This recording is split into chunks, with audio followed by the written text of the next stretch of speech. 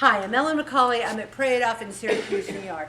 And I have patience with certain things in life, but I tend to get very impatient with losing weight because I want to be able to eat whatever I want and lay in bed watching Netflix and not gain any weight. But that's a dream, and that I say I want that, but I really don't.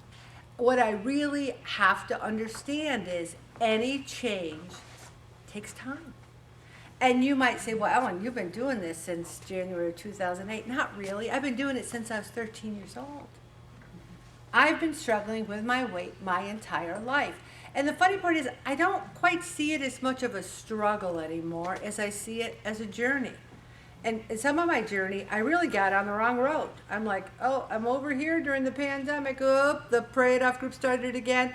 I thought I'd get right on track. I thought, oh, it's September of 2021. I'm there. No, September. Yeah, 2021. I'm there. I had to be patient. I had to persevere. None of us can claim to have mastered the virtue of patience. Now, I can go around and tell you, there's certain people in this group that are Mother Teresa-ish. Although the funny part is she really wasn't very patient. Now, I have a friend who knew her personally, worked in New York and worked with certain groups, and said she wasn't really very patient. So, and do you blame her with what she had on her plate? You know, she's like, come on, let's go.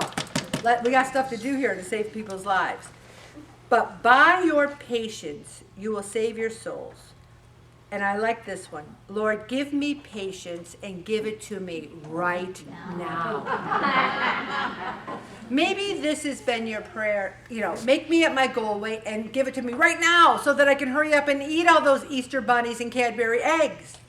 And this, Father Ed Broom says, you know what? Let's pray for patience. Pray. And some people, it's interesting. They're like the persistent widow.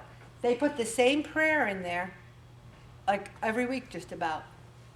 And I always smile when I see it because I think that is so on their heart. They've been praying about the same thing for years. And I believe it will be answered in God's own time, in God's own way. But we need to be persistent widows when it comes to our healthy journey and say, Lord, what I've been doing isn't working. Can you give me another idea? Can you help me pay attention and pray it off? And maybe one of those things that Ellen, maybe I will want to marry and have children with it if I try it. Help me, Lord. And then how about imitating Jesus' life? That's why I said pay attention to the Palm Sunday reading. Pay attention to the Passion. You think Jesus persevered? Do you think Jesus was patient? And that whole passion of the Christ. No greater love than to die for your loved ones. We are loved by Christ. A constant meditation on the Passion will help give us patience. And you know what else? This thing where it said trials and opportunities. Sometimes we get trials and we just go off the deep end. We're like, Ellen, I've been so stressed out this week. I had to have pizza, wings, ice cream, cookies, candy, cake. I had to have them. And sometimes we have to look at our trials and say, is that a trial or is it a trifle? Because a lot of our trials, like is someone being kind of mean to you at work? Might be disturbing, but is it eat worthy over it? If you have like a death in the family, a severe sickness in the family, those are high up there. Those are trials. Pizza doesn't make them feel any better. Do you ever say to your loved one, hey, I just had a pizza and wings. Do you feel any better now? I don't think they've ever said, I do. I think we really need to see if it's a trial or if it's a trifle. Because to tell you the truth, and I'll be honest with you, a lot of the stuff in my life that I was all upset about was kind of a trifle. There's been trials, let me tell you. But sometimes I put my trifles up there with my trials, and I need to stop doing that. And it's interesting. Last week we talked about forgiveness, and we talked about forgiving ourselves and forgiving others. And I want you to know this is a confidential group. But I have my finger on the pulse.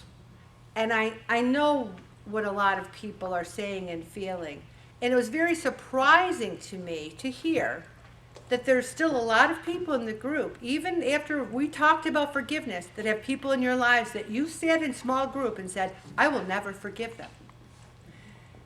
And I think that by saying that, you give them your power. You give them your power. And I just want you to say this. Right now, I can't forgive them, Lord. Please help me to. Please help me. I'm not telling you to forgive somebody who's hurt you or a loved one terribly, but if you can't, just pray about it, okay? And our Blessed Virgin, oh, isn't it a beautiful thing? I am reading a biography on my favorite, my girl, Saint Bernadette. I love her. It is such a fascinating book. Do you know she was 4'7"? Oh, wow. I know. I'm learning all these facts. It was undeniable what she saw. Irrefutable what she saw. Years and years and years and years they tried to contradict her. Our Blessed Virgin is a prayer away from interceding on our part. And you know what else I realized about the Blessed Virgin? When Jesus, her only son, was crucified on that cross, she did not look away. She stood there and she watched the entire time. That is what we need to do with our lives. We need to look at life and say, what does God want me to do? And not look away. Stop right there, Bobby.